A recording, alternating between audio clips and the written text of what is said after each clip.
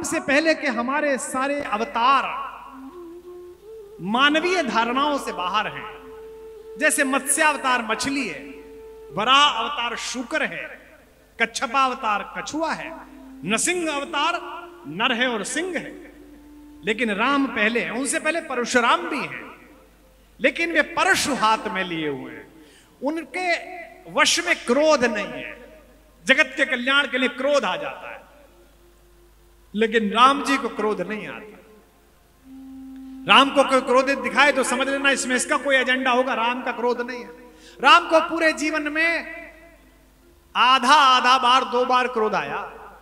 एक बार तो आया जब समुद्र ने रास्ता नहीं दिया, वो भी क्रोध नहीं था, वो भी डराना ज्यादा था। जैसे हमारी देखो माता और पिता के पीटने में क्या अंतर है।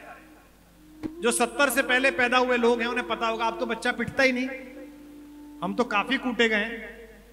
और जरूरी नहीं कि हमारे पिताजी ने पीटा हो, मोहल्ले के सारे चाचा ताऊ ने सबने मारा। अच्छा, अब कभी पिलखवा जाते हैं अपने गांव में तो वो बताते हो रहे हैं बुजुर्ग हमारे 84-85 साल के, अजय बहुत मारा मैंने इसे बचपन में, बड़ा काम किया हो तुमने, मतलब बहुत नोबेल पुरस्कार का काम कर दिया। माता और पिता के दोनों की पिटाई में अंतर है। पिता आज्ञा नहीं लेता, जूता उठाया और शुरू। मां जब गुस्सा होती है तो 15 मिनट तो चप्पल ढूंढती है, अरे लियो मेरी चप्पल, अरे ले। पीटना नहीं है, डराना है। ये माएं समझ नहीं है सारी। गुस्सा बहुत है, मन में बहुत नाराजगी है, लेकिन इसके चोट ना लग जाए। नालायक, नास जा तेरा, बताऊंगी तेरे पापा को, लियो चप्पल। चप्पल ढूंढती रहेगी। ये वो महिला है कि रात को 3 बजे सोते में उठा दो और कह दो कि वो जो तुम्हें मैंने एक आलपिन दिया था वो कहां रखा था, तो अंधेरे में आंख बंद करके आलपिन ढूंढते थी कि ये रखा हुआ है। इसे पुत्र की पिटाई के लिए चप्पल नहीं मिलती, क्योंकि पुत्र को भय भी दिखाना और मारना भी नहीं। तो राम जी ने 3 दिन तक समुद्र से रास्ता मांगा, समुद्र ने दिया नहीं। तो इसलिए क्रोध तो है, लेकिन मातृव्रत क्रोध है।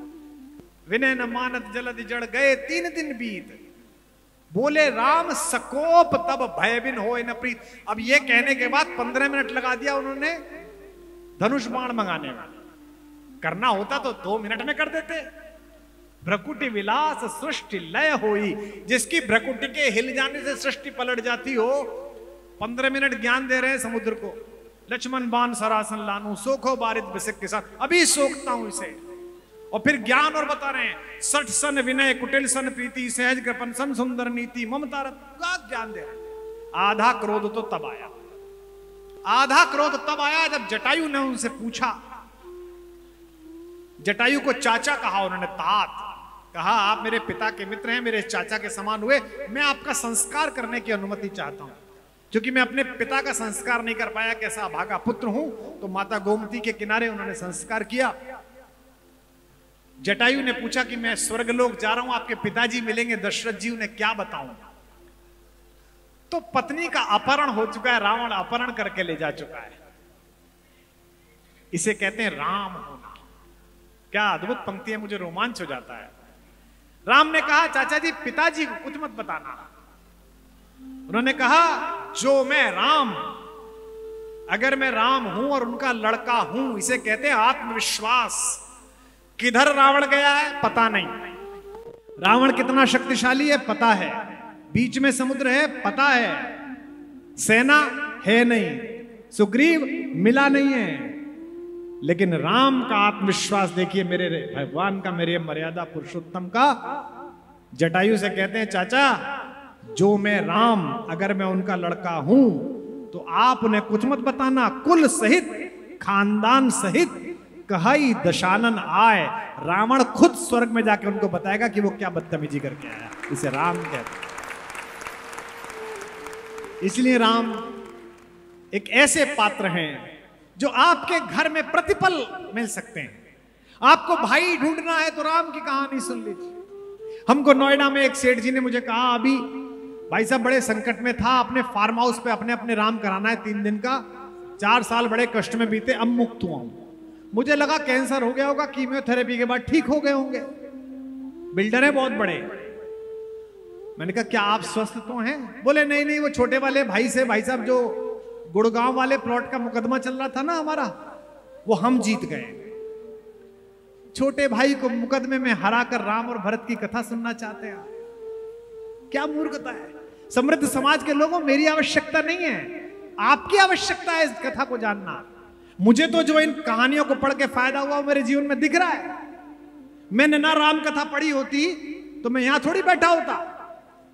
ये भी मेरा बचाव कर रहा होता कि क्यों चले गए अंदर, यही चल रहा होता। आपको शास्त्र बताता है कि आपको क्या आचरण करना है।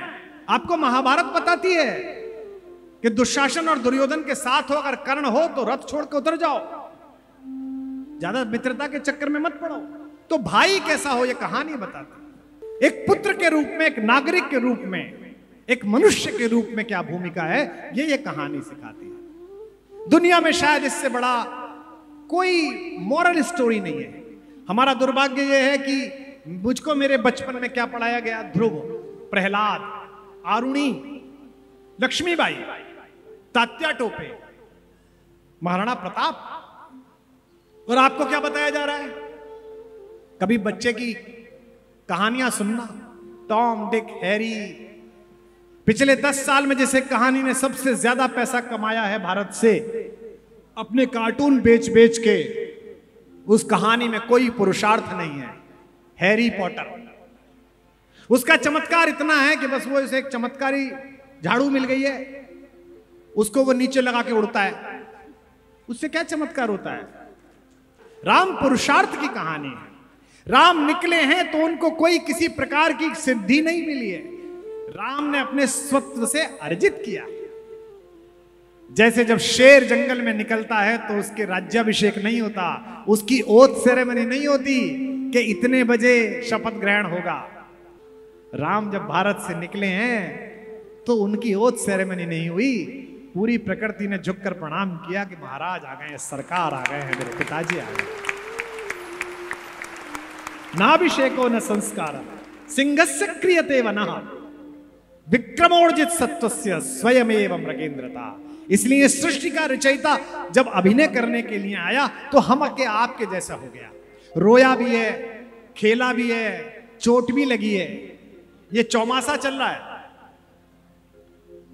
पानी बरस रहा हो, लाइट चली जाए और पत्नी कहीं गई हुई हो, तो कितना भी व्यापार कौशल वाला पुरुष हो, उसके दिमाग में यह लगने लगता है कि वो आ क्यों नहीं गई। मेरे पिताजी 87 वर्ष के हो गए, 87 साल। उनकी विवाह को हो गए हैं 58 साल। 19 साल की आयु में उनकी शादी हुई।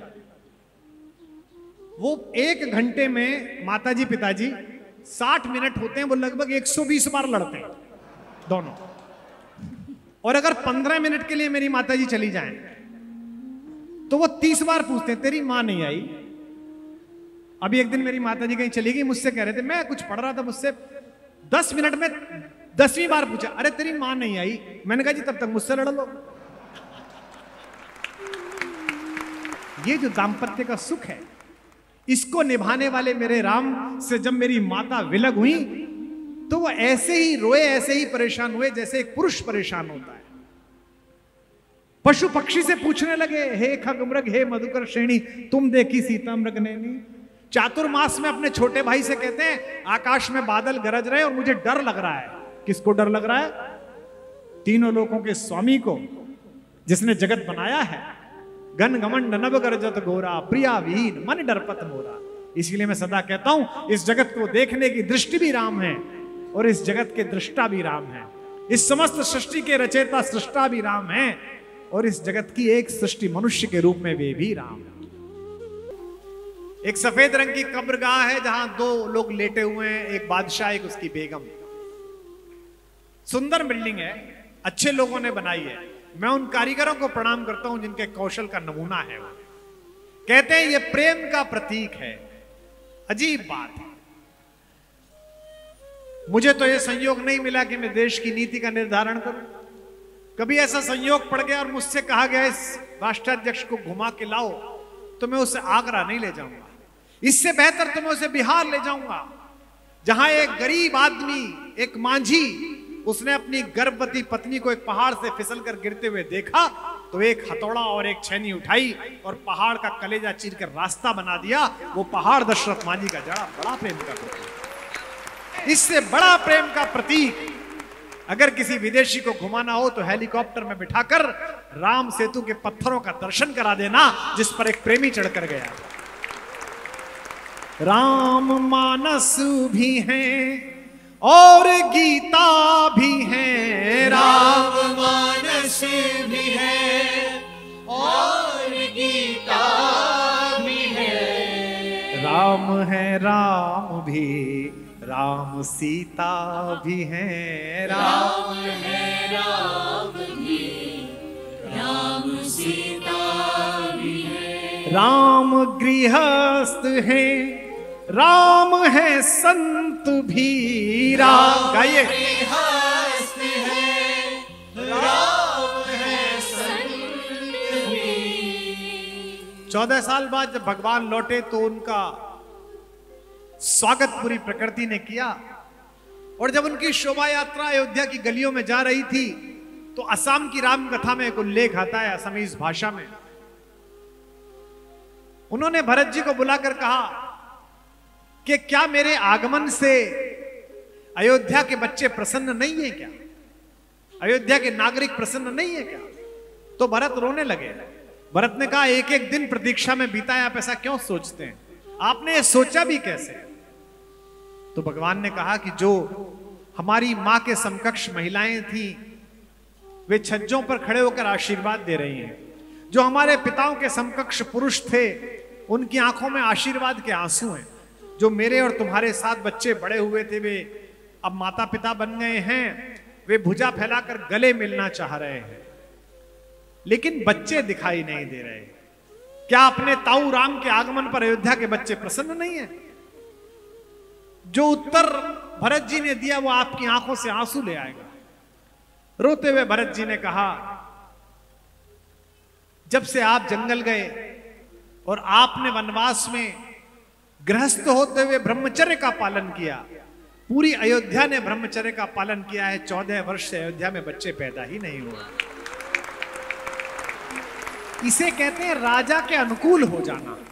अगर राजा प्रजा का इतना हित चिंता करता हो जितना राम जी हैं, तो प्रजा उसका आग्रह मानने लगती है कि राम गृहस्थ है, राम है संत भी। राम गृहस्थ है, राम है संत भी।